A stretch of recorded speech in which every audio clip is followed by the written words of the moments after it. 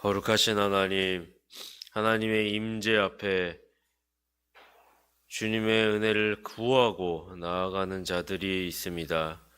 이들에게 주님 함께 하여 주셔서 하나님이 함께 하심으로 어떤 환경 속에서도 풍파 속에서도 하나님의 보호하심과 이끄심으로 극복하고 이겨낼 수 있음을 경험하게 하여 주시옵소서.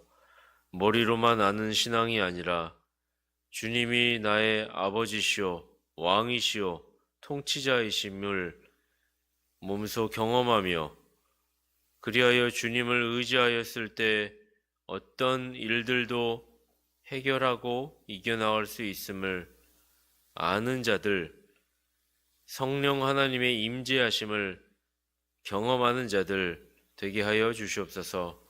우리 구주 예수 그리스도의 이름으로 기도합니다. 아멘. 주님은 세례 요한을 기준점으로 한 세대에 대해 말씀하셨습니다. 세례 요한이 과거 구약 시대의 선지자들과 그 외에 남은 자들이 믿었던 그 구원에 대한 것보다 예수님이라고 하는 메시아, 예수님을 실제 만나 뵙고 실제 경험함으로써 예수님에 대한 확실한 믿음을 그 세대의 사람들에게 전할 수 있었던 것이죠. 그리하여 과거 경험해보지 못했던 예수 그리스도로 말미암는 구원의 은혜를, 천국을 침노하여 빼앗을 수 있는 자들이 많이 생겨났던 것입니다.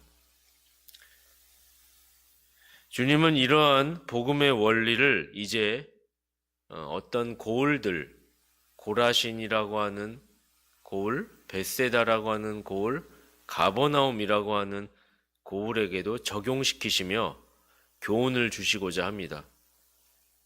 적용시키신다고 하는 것은 세례 요한과 예수님이 당사자가 구약에서 계시되어졌던 희미한 복음을 이제는 실제적으로 이곳에서 일어날 수 있음을 전하셨다는 거죠. 벳세다와 고라신과 가버나움에. 그랬으면 천국을 침노하는 그런 은혜의 결과들이 일어나야 할 것 같은데 그 고을들이 그런 은혜의 경험을 하지 아니하고 도리어 무감각하고 무반응이었다라고 말씀하시며 그들을 책망하시는 것입니다. 이것을 놓고 몇 가지 교훈을 살펴보겠습니다. 첫째로 주님은 회개하지 않은 성에 관하여 복음을 들었음에도 불구하고 은혜의 방편이 활용되어졌음에도 불구하고 회개하지 않는 성에 관하여 심판이 있을 것이라 말씀하셨습니다. 20절에서 22절이죠. 예수께서 권능을 가장 많이 베푸신 고을들이 회개치 아니하므로 그때에 책망하시되 화가 있을진저 고라시나 화가 있을진저 벳세다야 너희에게서 행한 모든 권능을 두로와 시돈에서 행하였다면 저희가 벌써 베옷을 입고 제에 앉아 회개하였으리라. 내가 너희에게 이르노니 심판날에 두로와 시돈이 너희보다 견디기 쉬우리라. 주님은 가장 부끄럽고도 배은망덕한 일이 있다고 말씀하고 계십니다. 그것은 복음의 권능을 가장 많이 경험하였음에도 불구하고 회개하지 않는 성이 있다고 하는 것이죠. 그 고을들의 이름이 거명이 되죠. 벳세다와 고라신. 이 고을들은 둘 다 풍요롭고 인구가 많은 곳이었습니다. 이곳은 주님께서 복음을 전하시는데 선호하신 도시들이었죠. 이 도시들은 구약 성경의 두로와 시돈이라고 하는 도시와 지금 대비되고 있는데요. 두로와 시돈이라고 하는 도시가 어떤 도시였습니까? 우상 숭배로 유대인들 사이에서 악명이 높은 도시입니다. 어제 우리가 수요 예배 때도 제가 잠깐 예로 들어 말씀드렸지만 에스겔 28장에서 두로 왕에 대한 멸망의 예언을 에스겔 선지자가 했죠. 그가 뭐라고 얘기합니까? 나는 신이라. 내가 하나님의 자리에 앉아 하나님인 채 하는 그런 교만한 자들, 교만이 하늘을 가득 찌르는 그런 일들이 두로에 있었다 하지 않았습니까? 바로 그 도시가 두로죠. 해상 도시인데요. 두로와 시돈이 바로 유대인들 사이의 악명이 높은 도시이죠.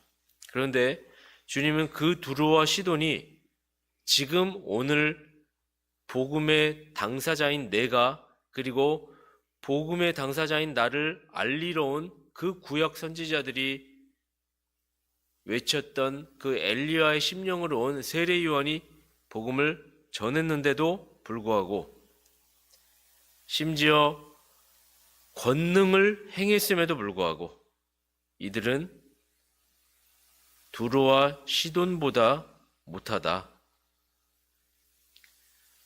만약 우리가 나와 세례 요한이 내가 복음의 당사자인 내가 두로와 시돈 시대에 복음을 전했더라면 이들은 어쩌면 고라신과 벳세다보다 훨씬 좋게 반응했을 것이다. 마치 주님이 이렇게 얘기하고 계시는 것이죠. 그렇다면 이 고라신과 벳세다의 문제가 무엇입니까? 이들은 은혜의 수단을 놀라운 권능을 체험했는데 직접 보았는데 부인할 수 없는 증거를 목격하고 경험했음에도 불구하고 회개하지 않았다는 것입니다. 주님은 그들이 고의적으로 회개하지 않는 것이야말로 다른 어떤 죄보다 이것에 대한 죄인들이 영원토록 책망받을 것이라고 하시는 것이죠. 우리가 잘 알듯이 주님의 공생의 사역에 세례 요한의 공생의 첫 사역에 복음의 내용이 무엇이었습니까? 회개하라, 천국이 가까웠느니라. 사람들의 과거의 생각과 가치관, 세계관, 그들의 생각과 삶을 변화시키고 죄를 내버리고 하나님께로 돌이키게 하는 것이 복음의 정수였죠. 그래서 그들에게 주님은 큰 권능을 보여주시면서까지 우리가 8장, 9장에서 예수님이 어떻게 기적을 행하셨는지에 대해 여러 가지 병 고치는 기적부터 시작하여 심지어 죽은 사람을 살리는 일까지 하시는 사역을 우리가 보았습니다. 그러나 그들의 마음이 변화되기를 주님께서 그렇게 소망하셨으나 그들은 조금도 꿈쩍하지 않았다는 것이죠. 이들은 예수님이 권능을 행한 사실 자체를 부인한 것은 아니었습니다. 그러나 딱 거기까지인 거죠. 권능을 행한 분으로는 믿었지만 그들이 그리스도께서 하나님이신 것은 믿지 않았던 것입니다. 머리로만 아는 지식이 아무 소용이 없다는 것이죠. 머리로 기적과 권능은 인정합니다. 대단하신 분이고 놀라우신 분이심을 압니다. 그러나 실제적으로 하나님이심을 믿지는 않는 것이죠.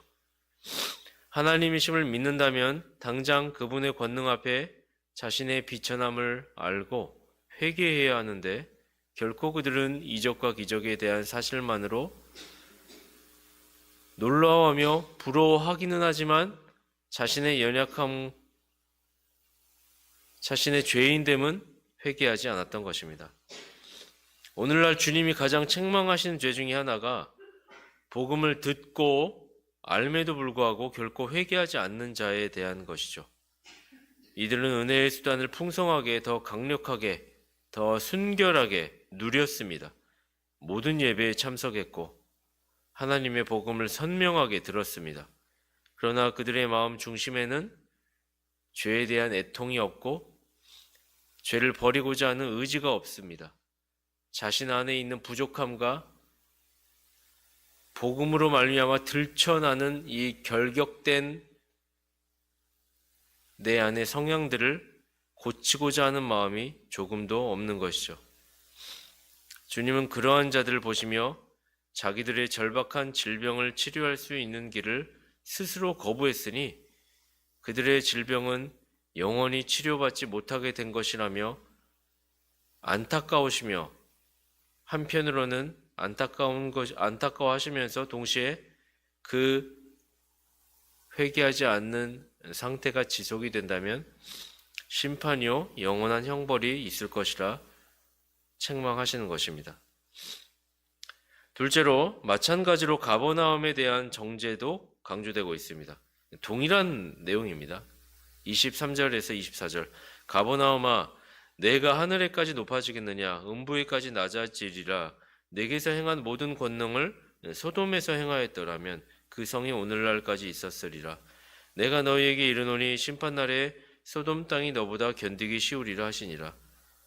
고라신과 벳세다가 그러했던 것처럼 가버나움도 마찬가지라 하는 것입니다. 주님께서 이스라엘의 모든 도시 중에 가버나움에서 가장 많이 거주하셨죠. 이곳에서 주님의 이적이 일용할 양식과 같이 자주 보여졌죠. 그래서 주님은 부드러우면서 강하게 말씀을 강론하셨습니다.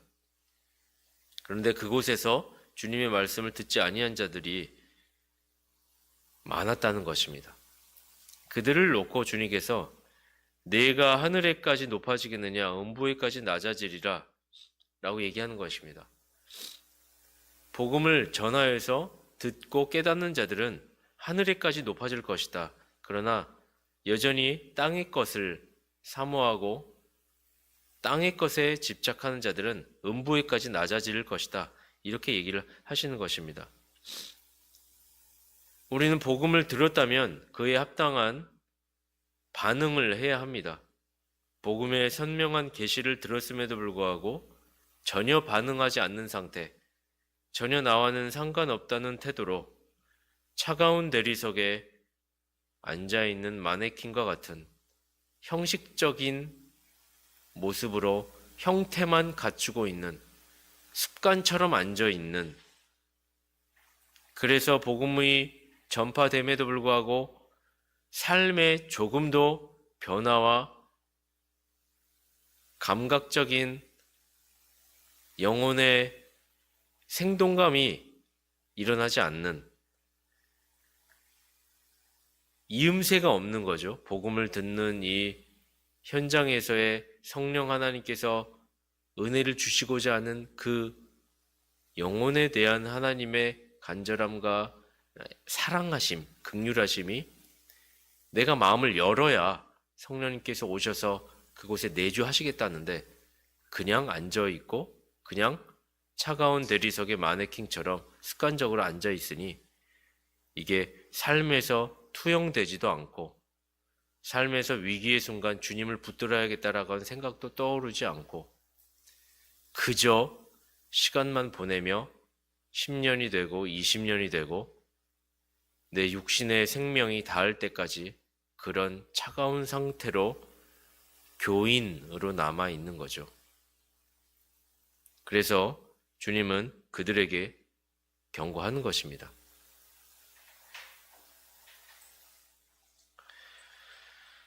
우린 소돔 땅에 대하여서 지금 주님께서 비유를 하고 계시죠. 소돔이 어떤 땅입니까? 창세기 18장 19장에서 소돔과 고모라에 대한 일화를 우리는 잘 알고 있지요. 천사들이 소돔과 고모라에 보내졌습니다. 얼마나 복된 기회입니까? 천사들이 그 땅의 악함을 알고 하나님의 대사가 되어 그곳에 의인이 10명만 있다면 그 도시를 살려주겠다. 그런데 의인이 몇 명이었죠? 결국 롯과 그의 2딸 외에는 나오려고 했던 자가 없었죠. 그들은 천사들, 복음을 전하러 그곳의 상태를 심각하게 알려주려 온 자들을, 그 소돔성의 사람들은 우리의 영혼을 살려주려 온 사람으로 생각하지 아니하고 오히려 천사들을 하나님의 대사로 못 알아보고 겁탈하려고 했습니다. 소돔의 죄와 멸망이 얼마나 심했는지 잘 드러나는 모습이죠. 그런데 주님은 오늘 뭐라고 말씀하시냐? 만약 주님이 그 소돔성에 친히 가셔서 복음을 전하였다면 그 성이 유황으로 멸망하지 아니하고 오늘날까지 있었을 것이라고 말씀하십니다. 멸망이 보류되고 버틸 수 있었을 것이라고 말하는 것이죠. 소돔성의 멸망이 즉 어떻다는 것이죠? 가버나움의 멸망보다 덜 하리라는 것이죠. 그렇다면 가버나움의 멸망은 얼마나 심하다는 것입니까? 그러니까 복음의 당사자인 내가, 예수 그리스도인 내가 실제 복음이 이런 것이라고 전하고 기적과 이적을 보여줌에도 불구하고 믿지 않는 것이 얼마나 악한 것이냐. 소돔성의 그 악함보다도 더 심한 것이라고 얘기하는 것이죠. 은혜의 방편의 활용도가 지금 우리에게 얼마나 널려 있습니까? 그럼에도 불구하고 깨닫지 않는 것은 저 오지에 있는, 저 선교지에 있는, 저 복음을 듣기에 희귀한 곳에서 있는 그들이 복음을 듣지 못하고 어렵게 그 복음을 접하는 것이 어려운 환경 속에 있어서 믿지 못하고 지옥 가는 자들보다 지금 우리가 훨씬 더 큰 주님이 보시기에는 책망받을 일이라는 것입니다. 우리는 온전한 66권의 성경과 강해의 설교와 우리의 입술을 통한 기도의 자리가 있습니다. 성령님을 부르짖고 성령님과의 교제를 통해 그리스도를 의탁해 아버지 하나님께 나아갈 수 있는 기회가 널려 있습니다. 우리는 복음의 규례들이 온전히 시행되는 좋은 교회 안에 있습니다. 우리는 고라신과 벳세다와 가버나움에 못지않은 혜택을 누리고 살고 있는 것입니다. 그렇다면 우리는 답을 알고 있는 것입니다. 주어진 은혜의 방편을 훗날 주님이 보시기에 실망하시지 않도록 부지런히 활용하십시다. 그리하여 심판날에 우리가 이것에 따라 회개하느냐 마느냐의 여부가 결정날 것을 알고 심판대 앞에서의 결산을 오늘의 신앙의 충실함으로 준비하였으면 좋겠습니다. 바로 그 사람이 지혜로운 자일 것입니다. 그 지혜가 그 행함으로 옳다 인정함을 받는 저와 여러분이 되기를 간절히 소망합니다. 기도하겠습니다. 하나님 아버지, 우리 인생을 주관하시는 아버지 하나님께 주님께서 이 땅의 택자들에게 은혜를 베풀어 주셨음에 감사합니다. 택자들이라면 우리에게 주어진 은혜의 방편을 부지런히 활용하며 주님 베풀어 주신 은혜에 감사하며 감격하며 어떠한 상황 속에서도 이 은혜의 방편을 붙들어 나아가 영광의 날까지 도달하게 될 것을 믿습니다.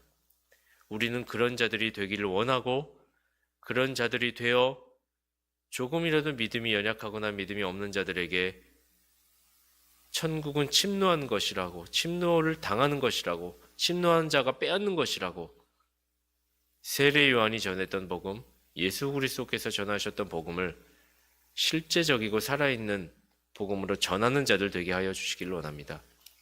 그리하여 우리의 작은 전도의 손짓으로 인하여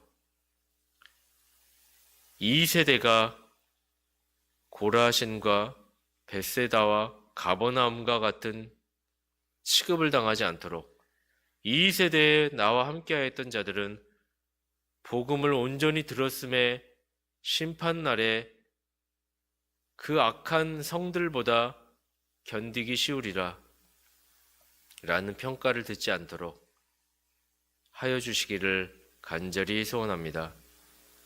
예수님의 이름으로 기도합니다. 아멘.